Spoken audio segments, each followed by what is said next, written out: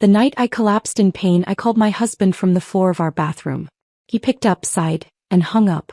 30 days later, he stood at an altar with 200 peonies, waiting to renew our vows. But I never showed. I'd already left, not for revenge but for peace. And someone far better was waiting on the other side. It was supposed to be our anniversary. I remember standing in front of the mirror, adjusting the neckline of my navy silk dress. The one Caleb once said made me look like midnight. I had curled my hair, added a touch of red to my lips, and even sprayed the perfume he used to trace with his fingers down my neck. The one he once claimed reminded him of fresh rain and promises. I was 30 minutes early. Not because I wanted to be, but because I had been waiting all week for tonight. Every marriage has its seasons, they say. I kept telling myself we were just in a long winter. And tonight I hoped, prayed, might be the thaw. But the table for two remained untouched. And the candle between the plates burned lower and lower. I remember checking my phone discreetly. 7:05 p.m. Then 7:18. Then 7:47. I texted him. Running late. No response. By 8:11 I called. Pray. Then went to voicemail. The message he never changed still played. Hey, it's Caleb. You know what to do. I hung up. The waiter, kind and nervous, came over and offered me water again. I smiled politely and asked for the check, though I hadn't ordered a thing. As I stepped outside, the city lights buzzed softly around me, mocking my effort. The cold air bit at my exposed shoulders as I waited at the curb, hoping that maybe, just maybe, he'd call back and say there'd been a mistake, a flat tire, a work emergency, anything. He didn't. And deep down, I think I knew he wouldn't. The next morning, the truth didn't knock. It shoved. I was standing in the kitchen pouring myself coffee, the same ritual I did every morning, pretending I wasn't carrying 100 silent disappointments on my back, when my phone buzzed with a notification from Elise, my college roommate. She had tagged me in a story with the caption, "Girl, this isn't your man, right?" The photo was blurry but clear enough. Caleb, my husband of 4 years, on a rooftop. Tall wine glasses. A velvet draped table. Mia sitting across from him mid-laugh, holding his hand. I blinked. Checked the timestamp. 7:36 p.m. That was when I was still sitting in the restaurant. Still waiting. Still hoping. I didn't scream. Didn't throw the mug. Didn't cry. Instead, I calmly placed the phone down on the counter and watched my coffee overflow. There are some betrayals that aren't loud. They don't crash like thunder or shatter like glass. They settle in the room like fog. Dense, cold, and impossible to ignore. That morning I finally understood. Caleb hadn't forgotten. He had chosen not to come. And that changed everything. The silence started that day, but it wasn't the bitter kind. It was strategic. Controlled. I didn't confront him that morning when he walked into the kitchen half an hour late with messy hair and a casual, "Morning, babe." I just nodded and handed him his coffee like always. He didn't notice I hadn't poured one for myself. He didn't notice that I didn't ask how work was. He didn't notice anything. But I did. I noticed everything. The faint scent of a different perfume on his collar. The way his shirt was tucked too perfectly, not his usual hurried mess. The unread messages I'd sent the night before. "Where are you? Are you okay? Caleb, please." All unanswered. And all unread. That night while he was in the shower, I opened his iPad. Same passcode. He never changed it. I didn't snoop often, I never believed I had to. But I told myself it wasn't snooping if you were just confirming what your heart already knew. The messages were there. Threads with Mia, sweet, silly, flirtatious. But there was one from the night before that sealed it. "Mia, last night was perfect. I haven't laughed like that in years. Thank you, Caleb. You make me feel special. Caleb, you are special." I closed the app. Shut the iPad. And for the first time in months I slept soundly. Because now I wasn't confused. Now I was certain. The next morning I woke up early. I put on workout clothes and left the house before sunrise. I walked past the same bench in the park we used to sit at after brunch, past the flower shop where he once bought me daisies, just because, and into a quiet cafe at the corner of 8th and Rayburn, the one he never liked because their coffee was too bitter. I sat down, ordered something strong and pulled out my journal. I wrote just 4 words. "You chose her. Not me." I underlined it twice. Then I wrote another sentence, one that would become the thread through everything that followed. "And now I choose silence." That evening he came home with a tired smile and a kiss on the cheek. Rough day at work, he sighed. Boss is riding me hard. I looked up from the couch and nodded, folding the corner of my book. Dinner's in the fridge, I said softly. I made the stew you like. He didn't notice that it was missing the mushrooms, the ones Mia was allergic to but he had grown to avoid out of habit. He ate in silence. I watched in silence. And somewhere in that quiet, I began to plan. It was late night when I woke with a tight, searing cramp in my side. At first I thought it was something I ate. I'd barely touched dinner but I had nibbled on a leftover biscuit later. Maybe that was it? But when I tried to stand, the world tilted. A cold sweat broke over my forehead. My legs buckled. And for a terrifying second I thought I might pass out. I grabbed my phone. The screen glowed. 10:13 p.m. I hesitated. Calling Caleb didn't make sense. Not after last night. Not after Mia. But I was scared. And sometimes even when you know the person who hurt you isn't the one who'll save you, you still reach for them. Out of muscle memory, not hope. I tapped his name. It rang once. Twice. Then a click. Yeah. His voice was low, groggy. Caleb, I whispered. Something's wrong. I need to go to the hospital. Silence. Then the sound of movement. A woman's voice in the background, light, annoyed. Who is it? She asked. He didn't cover the receiver. I'm in pain, I said. Please. Just come. Another pause. Then came his answer, cold and casual. Aurora, I'm kinda in the middle of something. Can you call a cab? That was it. No questions. No concern. No, are you okay? Just a hang-up. I didn't cry. I should have, maybe. But something broke in me at that moment. Something that had been cracking quietly for months. It didn't shatter like glass. It folded inwards like paper. I slid off the bed, called a cab and made it down the stairs, clutching the railing like a lifeline. The driver didn't ask questions when I said the name of the hospital. He just nodded and drove. Every bump in the road felt like a knife in my side. By the time we pulled up to the emergency entrance, I could barely breathe. I stumbled to the front desk. I need help, I whispered. The nurse looked up. Her face softened. Let's get you into a wheelchair, sweetheart. The diagnosis came after a blur of 4 drips and cold hands on my stomach. Ruptured ovarian cyst. Moderate internal bleeding. Not life-threatening but serious. You came alone? The doctor asked gently. I nodded. You're lucky you didn't wait longer. I smiled. Not that lucky. They kept me overnight. I was hooked up to fluids, painkillers dulling the worst of it. I stared at the ceiling, too exhausted to think, too numb to feel. Around 2 a.m. I reached for my phone. No missed calls. No messages. Nothing from Caleb. But I had one new Instagram notification. I opened it without thinking. Maya in real life had posted a story. It was a mirror selfie, low light, messy hair, 2 wine glasses in the background. Her caption read, "Guess who's not going home tonight?" Clinking glasses sparkles. Time, 10:30 p.m. Right around the time I started crying from the pain. Right around the time I was dialing Caleb. I watched the story 3 times. Then I muted her account and powered my phone off. I didn't need to see more. I didn't need proof. I had everything I needed. The next morning they discharged me with instructions and medication. I called another cab. I didn't tell Caleb. Didn't text anyone. I just went home alone. The silence greeted me like an old friend. I stepped inside and sat on the edge of the bed. The sheets were messy. Caleb's pillow still carried the faint scent of his cologne, and something floral that didn't belong to me. I stared at it for a long time. Then I stood. I pulled the sheets off the bed and shoved them into a laundry basket. I did something far more dangerous. I began to detach. That evening, Caleb came home humming. He tossed his keys onto the counter, loosened his tie and leaned in to kiss me. I turned my cheek. He paused. You okay? Just tired, I replied smoothly. He didn't press. He never did. Instead he handed me a small square box. Peace offering, he said with a grin. I opened it. Inside was a silk scarf. Pale blush with cream edges. Delicate. Expensive. Too familiar. I stared at it for a moment, then nodded. Thank you. He didn't notice the look on my face. Didn't notice that my hands didn't tremble.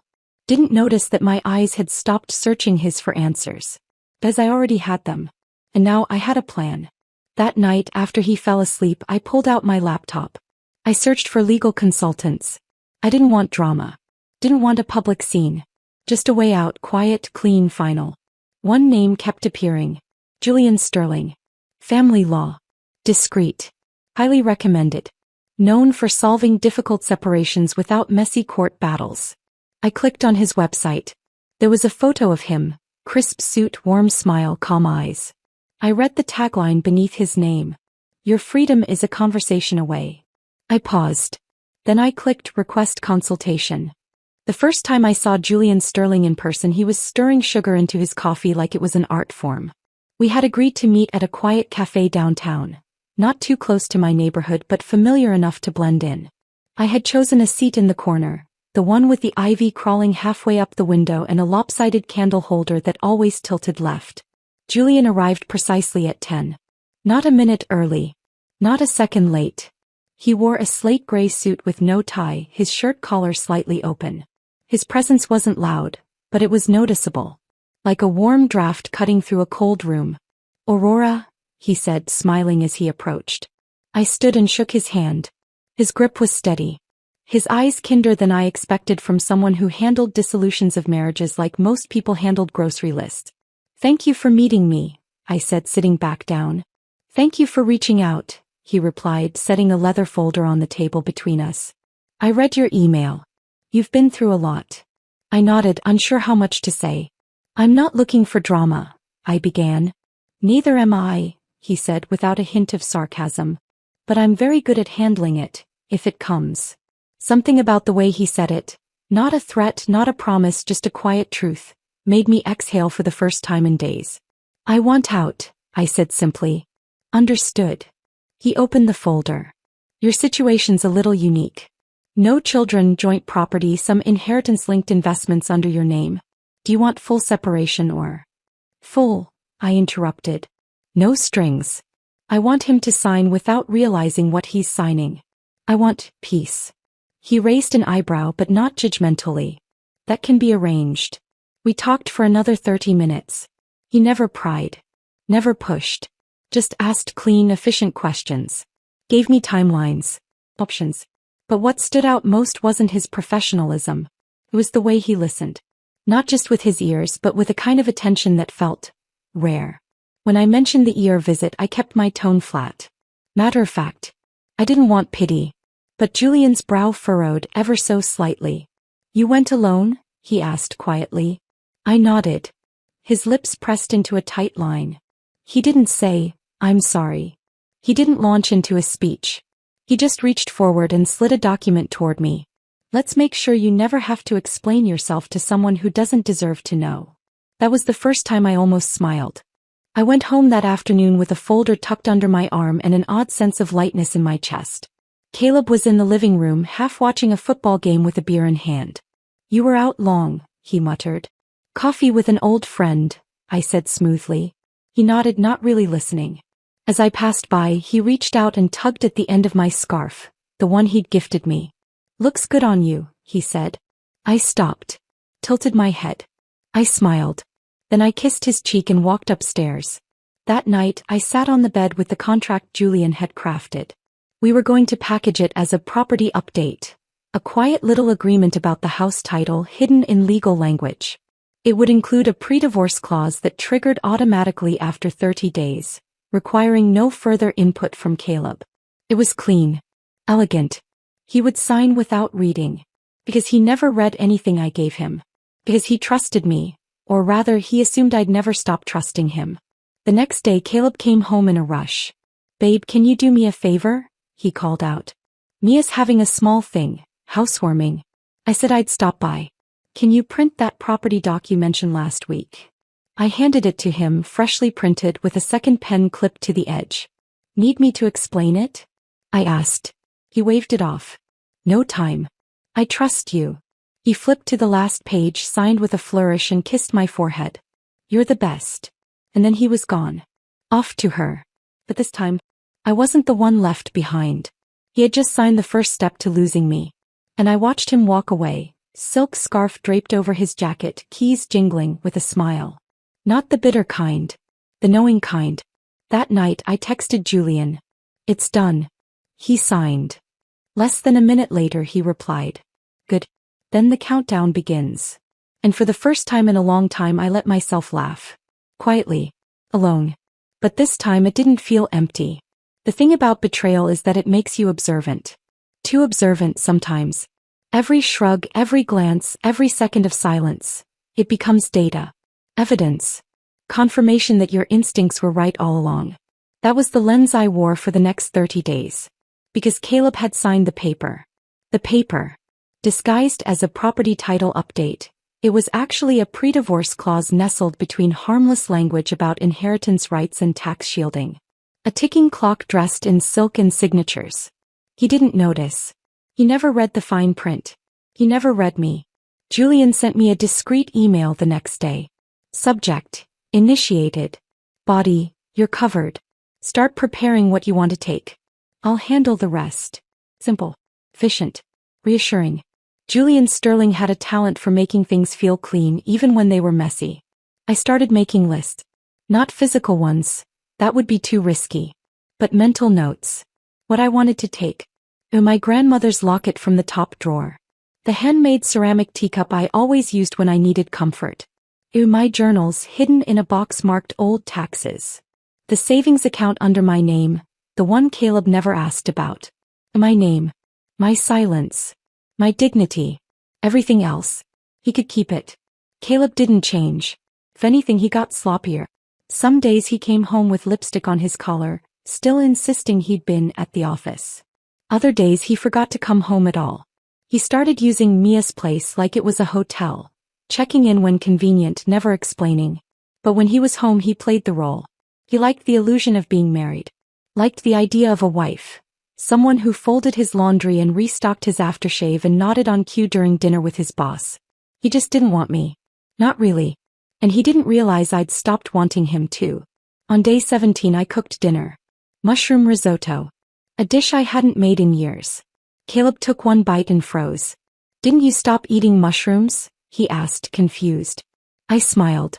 Why would I avoid something I love for someone who isn't here? He stared at me for a beat too long. But then he shrugged. You're acting different lately. Am I? I replied softly. Yeah, he said. Almost like you don't care. I reached for my wine and swirled it slowly. Maybe I don't. He laughed, nervously, brushed it off like a joke. But his eyes lingered. He was starting to feel it, the shift, the unraveling. But he couldn't name it yet. Julian and I spoke again on day 20. This time in his office. It was tucked into a high-rise that overlooked the river, all glass and soft lighting. The kind of place that made you feel safe even when you were detonating your life. He offered me tea instead of coffee this time.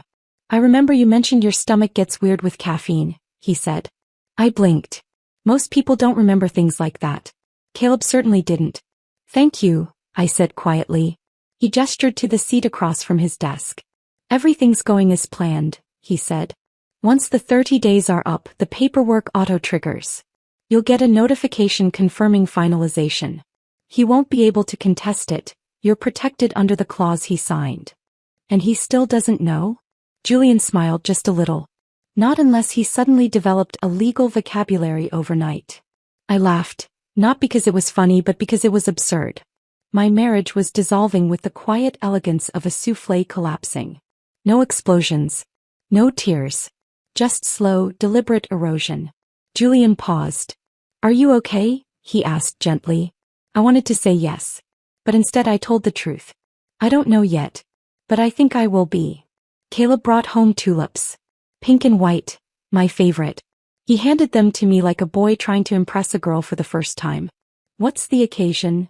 I asked. He rubbed the back of his neck. Just thought of you. A beat of silence passed.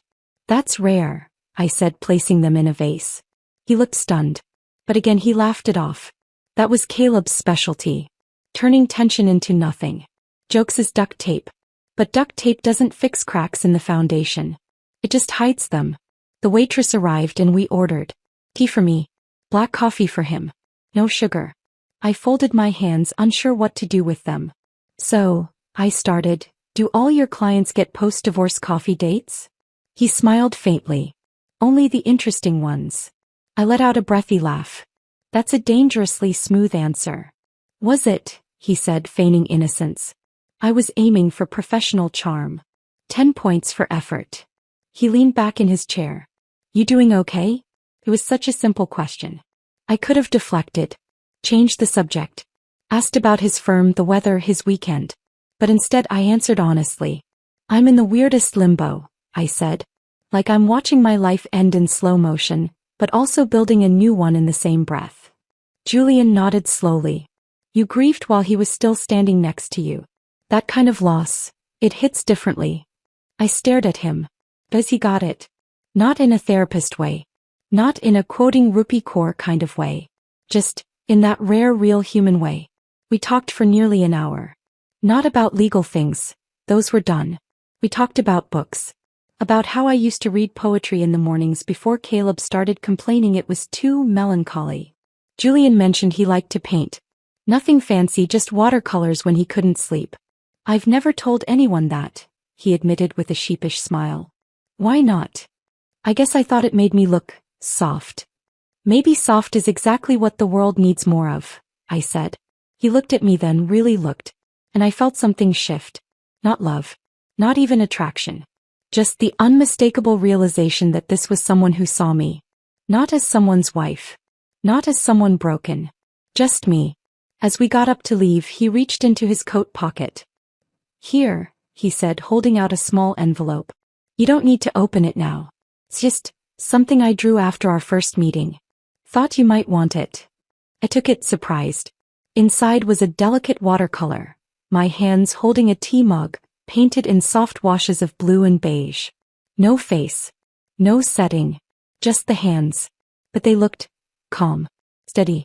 Not afraid. You remembered my ring, I whispered, noticing the tiny gold band he'd painted on my finger, the one I'd stopped wearing a week ago. Of course, he said quietly. You kept twisting it while you talked. Like you were trying to make a decision. I blinked, swallowing the lump in my throat. Thank you, I said. He just nodded. You deserve someone who notices you. And with that he left. That evening I passed Caleb on the street. He didn't see me. He was walking fast, phone to his ear, laughing. Probably heading to Mia's. I didn't hide. I didn't wave. I just watched him pass, and for the first time I didn't feel invisible. I felt untouched. As if whatever he had thrown at me, the lies, the silence, the cheating, hadn't stuck. As I had peeled it all off. Every layer of shame. Every scrap of doubt. I was lighter. And a little part of that was because of Julian. Because sometimes when someone offers you coffee and listens without needing to fix you, it rewrites something deep inside. And for the first time in a long time I thought, maybe I won't end up alone. Maybe I already chose the only thing I ever needed. Myself. I didn't plan to go. The annual Sterling Foundation Gala was the kind of event Caleb used to drag me to. Tuxedo polished, tie too tight, champagne flute in hand as he schmoozed with people who barely remembered my name. I was the accessory, the graceful smile beside the deal. But this time I was invited by Julian. And this time I wasn't coming as anyone's wife. I was coming as myself. The invitation had arrived in a white envelope, hand-delivered. Julian's handwriting was precise, slanted, and elegant. Aurora. Come as you are. Or come as whoever you're becoming. Either way, I'll be waiting. Jace. I stared at it for 5 minutes before calling Elise. Tell me I can't wear black, I said. She snorted. You absolutely can. But make it ruin his life black. So I did.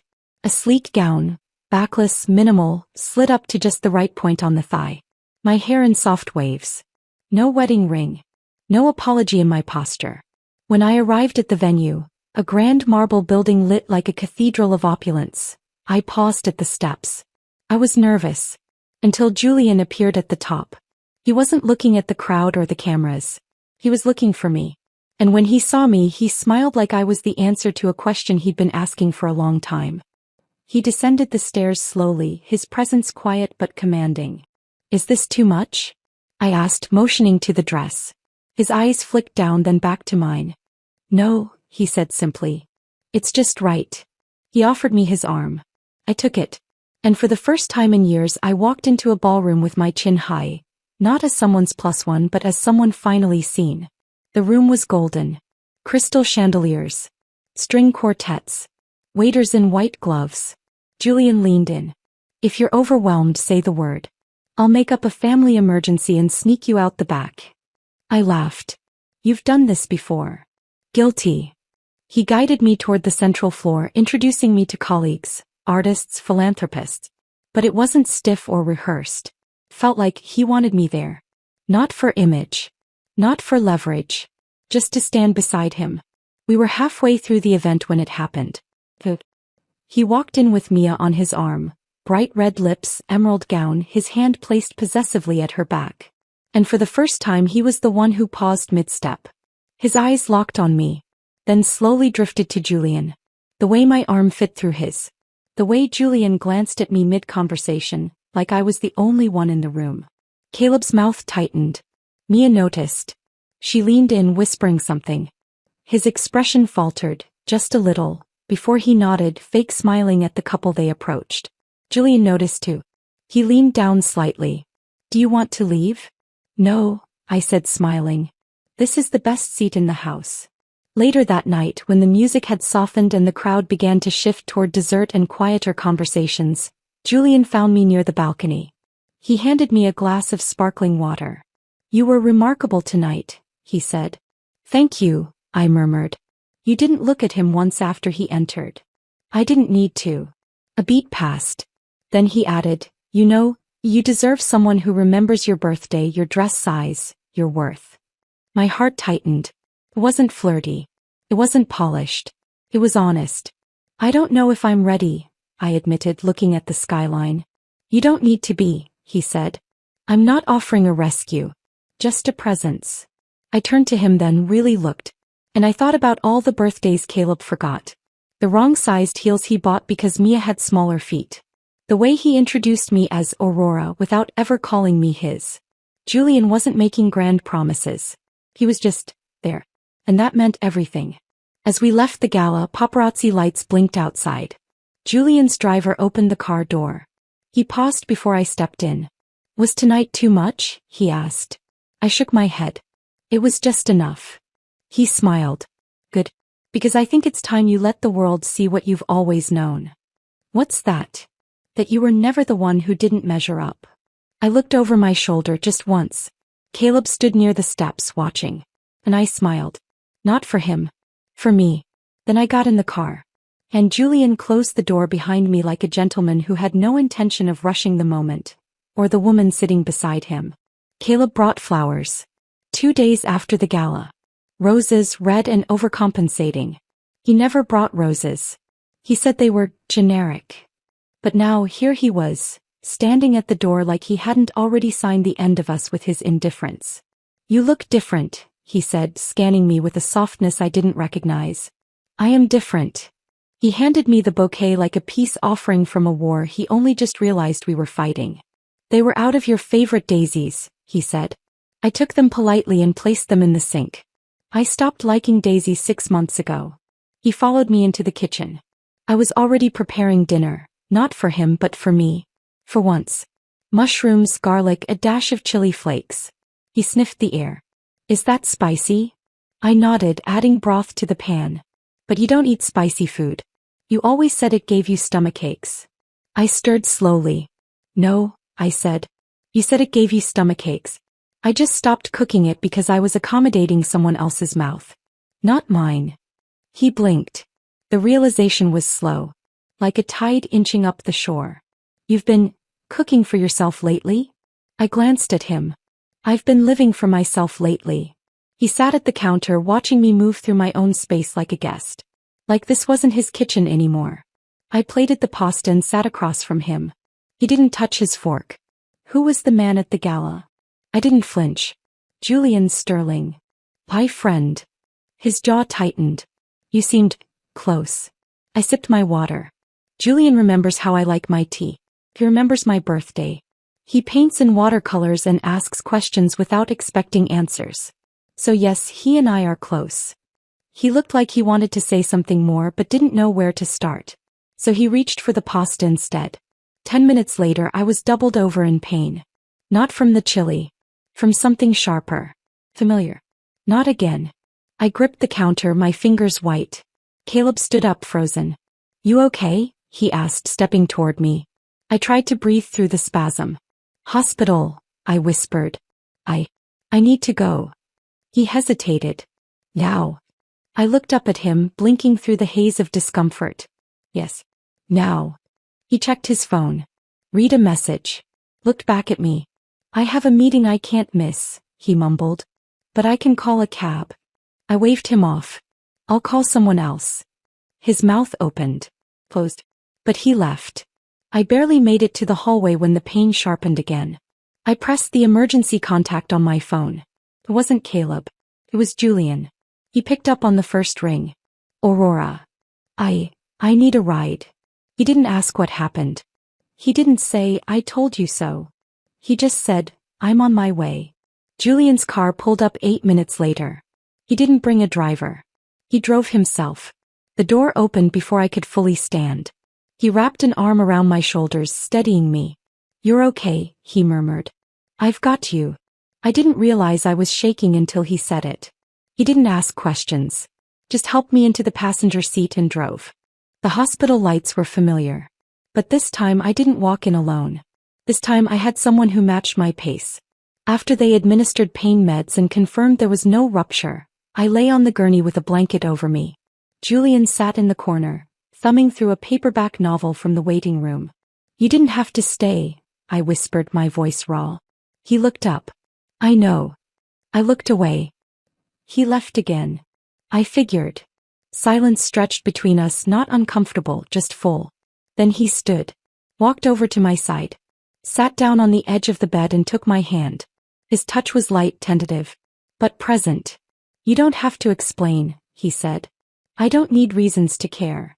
I turned to him, eyes glassy from exhaustion. I didn't ask for any of this, I whispered. I know, he said. But I'm glad you're letting someone stay. When I got discharged, he helped me to the car. And before I got in, he turned to me.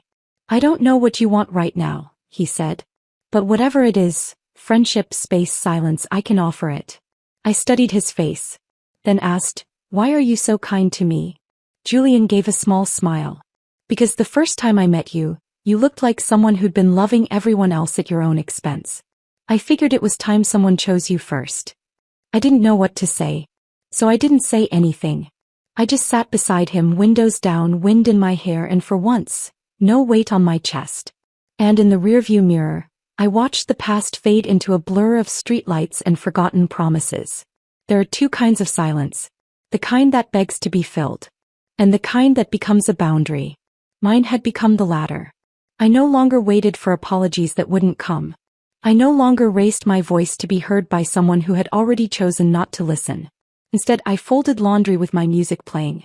I made dinner for one. I opened windows just to let the world in, even if only for a breeze. And I waited. Not for Caleb. For the final notification. Because we were days from the automatic trigger of our legal separation becoming public record. Julian had explained it simply. Once the countdown ends, your name comes off everything. Your signature is no longer needed. He'll learn of it with everyone else. The irony?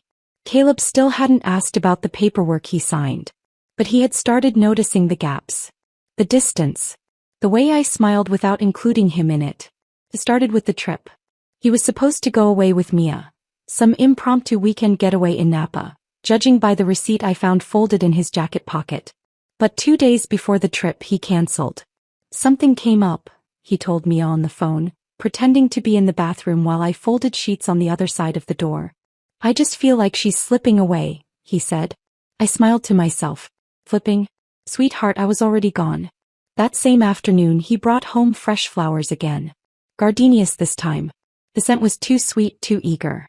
You've been quiet lately, he said. I shrugged. Maybe I'm just at peace. He tilted his head. With me? No, I said. With myself. He didn't know what to do with that. So he lingered, awkward and uncertain. He asked if I wanted to go out that weekend, just the two of us. I said I had plans. I didn't say with who. Because that Saturday Julian showed up at my door holding a paper bag and the faintest smile. I brought something dangerous, he said.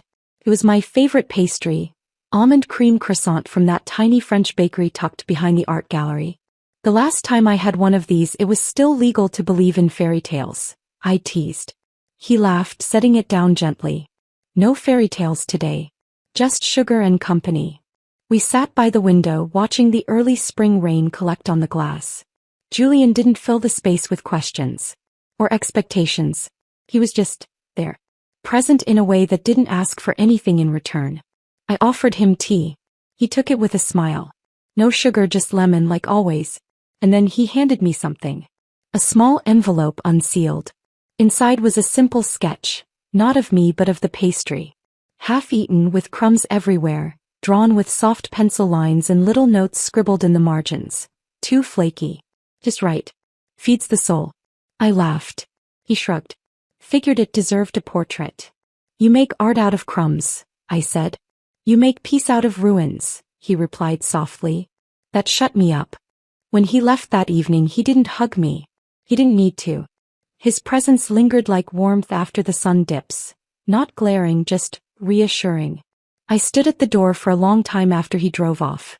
Because for the first time in years, I wasn't waiting for someone to come home. I was content just knowing someone had shown up. 3 days left. Caleb came into the bedroom holding his phone like it was a grenade. Did you cancel our joint credit card? I didn't look up from my book. No. But it says I don't have access. Maybe the universe is trying to tell you something. He stared at me like he didn't recognize the woman in front of him. Why are you being like this? Like what? Cold. Distant. Strange. I closed the book and set it down gently. I'm not being anything. I just stopped pretending. Pretending what? That this marriage still existed. He opened his mouth. Closed it. Then finally whispered, Is there someone else? I didn't answer. Because I knew the truth would wreck him more than a denial. There wasn't someone else. But there was someone who saw me now. And that difference was everything.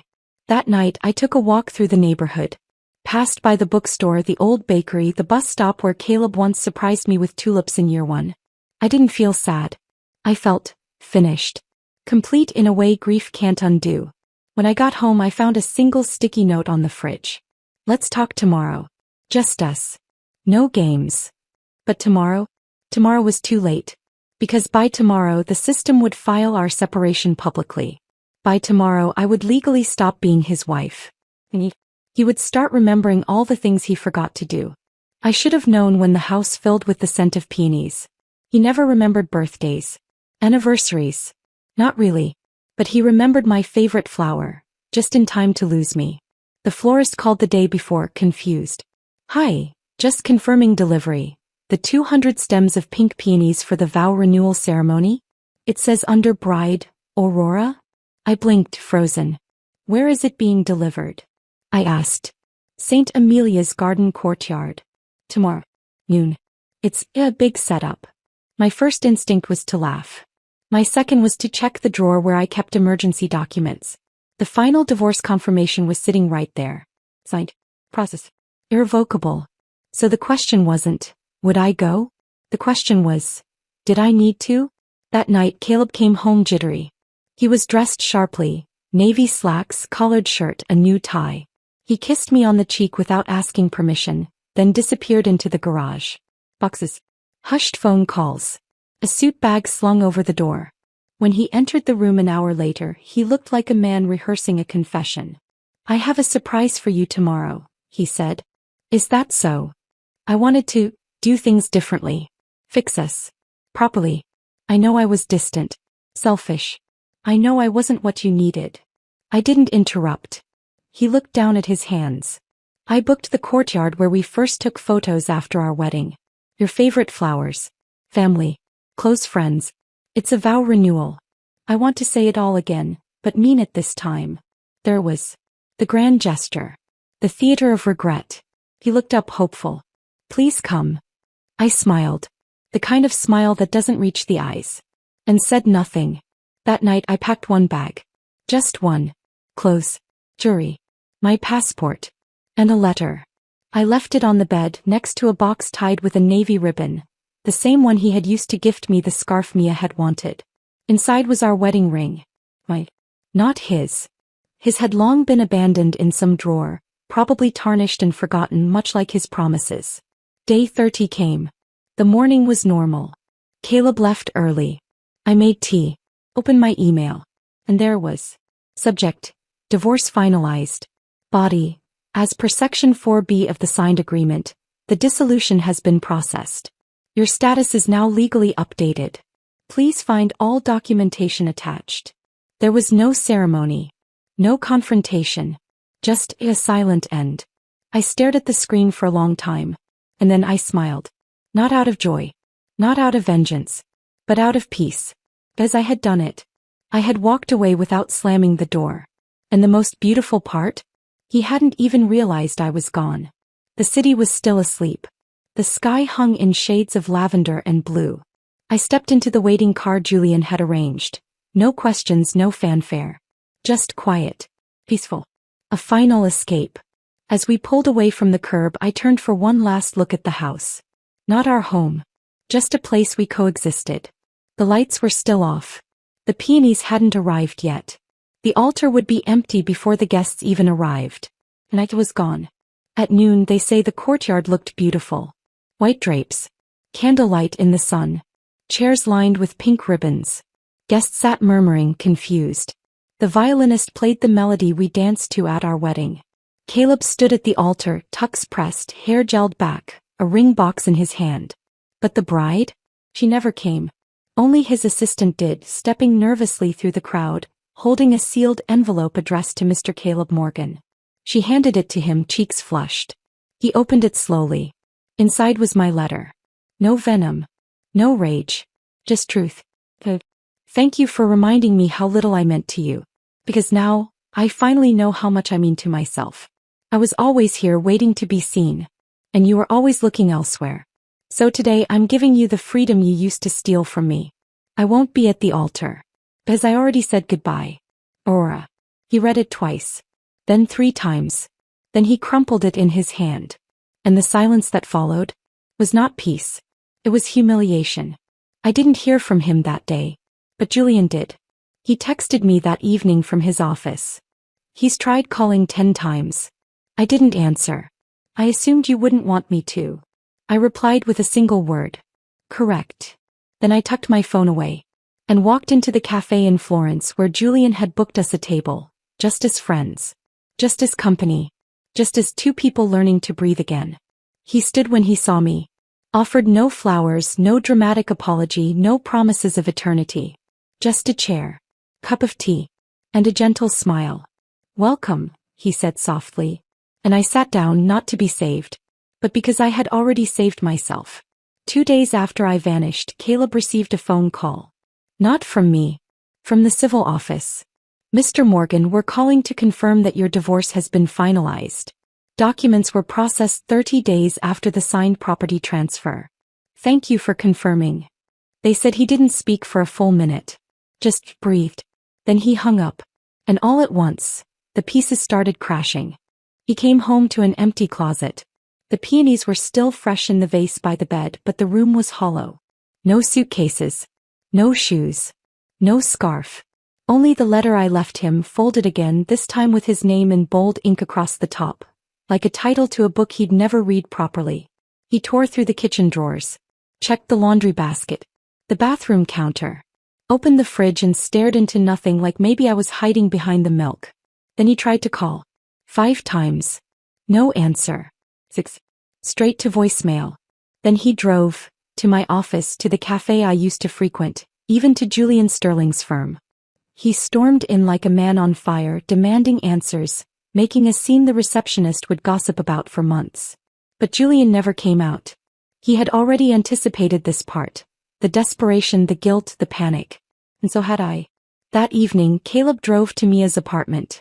She opened the door barefoot in his old college sweatshirt. Oh good, she smiled. So we're doing this again? He didn't speak. She ushered him in with a grin, reaching for a glass of wine. I told you she wouldn't show up, she said, half laughing. She's always been dramatic. Caleb didn't laugh. He just stood in the hallway, dazed, staring at her, like someone who'd suddenly realized the stage was empty and the applause was never meant for him. You were the reason she left, he finally said. Mia blinked. What? Me. This. He gestured around wildly. Everything we did, you were the reason. She scoffed. Caleb, don't be. I will never forgive either of us. The words stunned them both. And then he walked out. He tried my parents next. They hadn't spoken to him since the first ER incident, the one he never showed up for. We don't know where she is, my mother told him. I don't care where, he snapped. I just need to know if she's safe. My father answered for the first time in years. You never cared if she was safe when she needed you. Don't start now. Caleb sat alone in his car until morning. A man who built his life on confidence and shortcuts, now lost without a map. He didn't know where I'd gone. No forwarding address. No trace. All he had were memories he couldn't replay without choking on his own choices. And one single image burned into his mind. Me standing next to Julian at the gala, glowing. He had walked past the woman of his past, and watched her become the woman of someone else's future. Me. I was nowhere near him. I was on a plane. Rome first. Then Florence. Not because I needed to run. Because I had already arrived. The city was golden when I landed. All stone steps and sun-washed buildings. I checked into a quiet inn with ivy climbing the windows and a view of the river.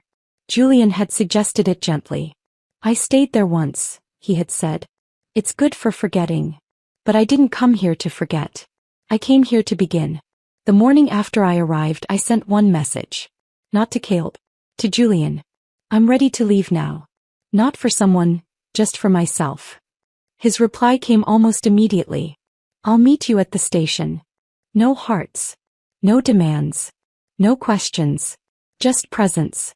When I stepped onto the train platform, my bag was light. My heart even lighter.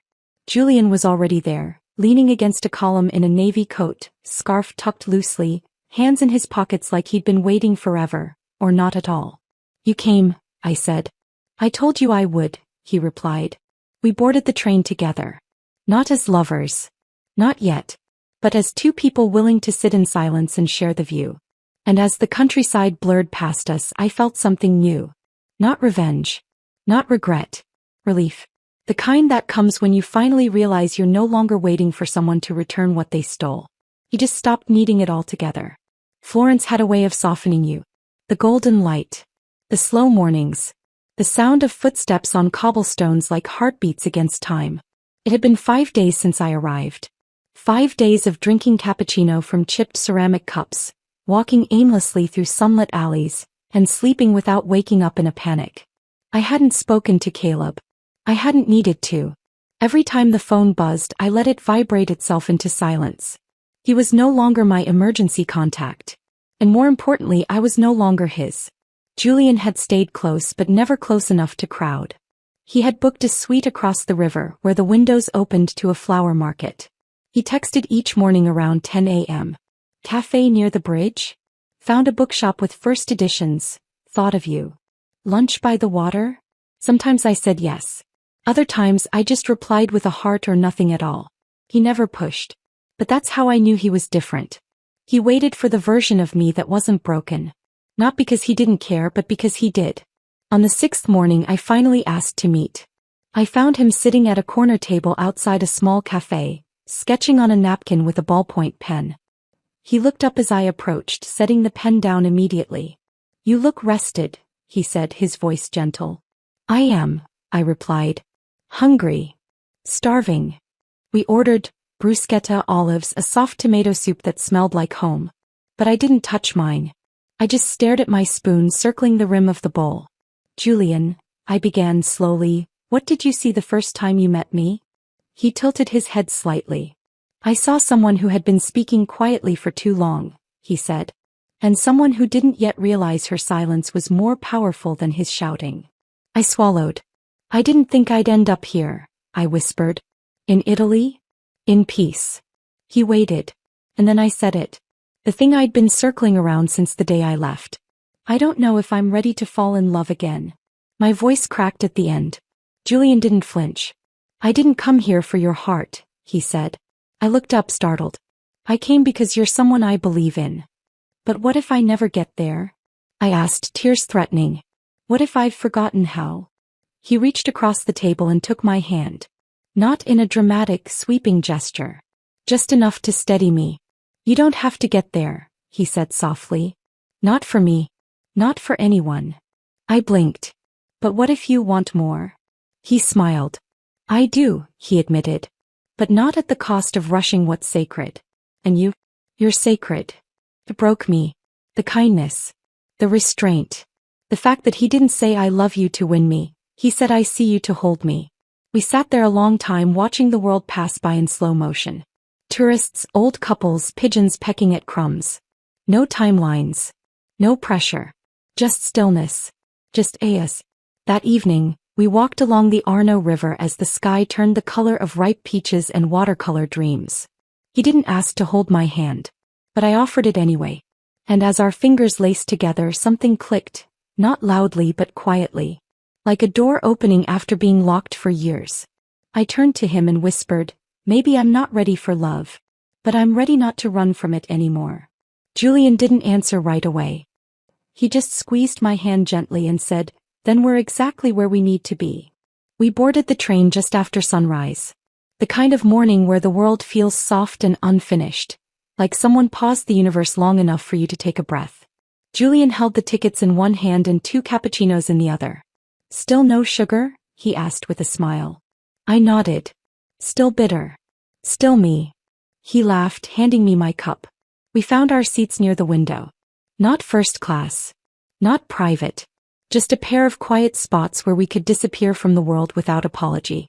The train hissed and began to move, pulling us through the Italian countryside in soft jolts. It wasn't just a ride. It was a farewell.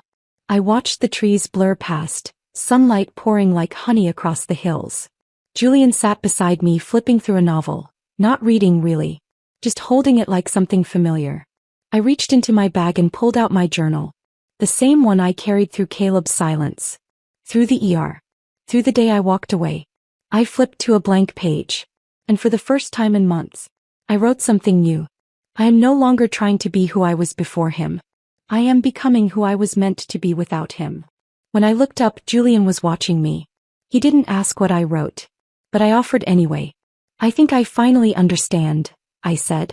Understand what? That I never needed revenge. He raised a brow, curious. I thought I wanted him to suffer, I continued. To feel what I felt. But no. I just want him to remember. Quietly. Without closure. I want him to realize that I left, and he'll never know the exact moment it all slipped away. Julian nodded slowly. That's not revenge, he said. That's power. I smiled. I like the sound of that. Somewhere near the halfway point we passed a lake. I leaned against the window watching swans ripple the water. Julian shifted closer. And I turned to him quietly. This time, I said, I choose me. He didn't react with surprise or fanfare. He just held my gaze and replied, if you're okay with that, I'd like to be by your side. I swallowed the lump in my throat. Even if I'm still figuring it out? Especially then. I looked down at our hands, his palm facing up, waiting. I slid mine into his. It wasn't the kind of love that sweeps you off your feet. It was the kind that lets you stand taller. When the train pulled into Florence, we didn't rush to get off. We stayed seated as others pushed past us, the hum of arrival buzzing through the car. Julian looked at me. Do you want to keep going? I thought about it. About Florence. About the life I left behind. About the woman who boarded this train and the one who now sat in her place.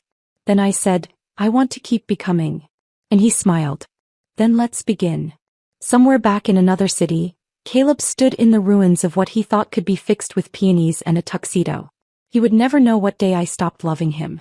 Never know the moment I stopped waiting for him to come home. And he would never, ever get to see the version of me that bloomed in his absence. But Julian would. And more importantly, I would. The end.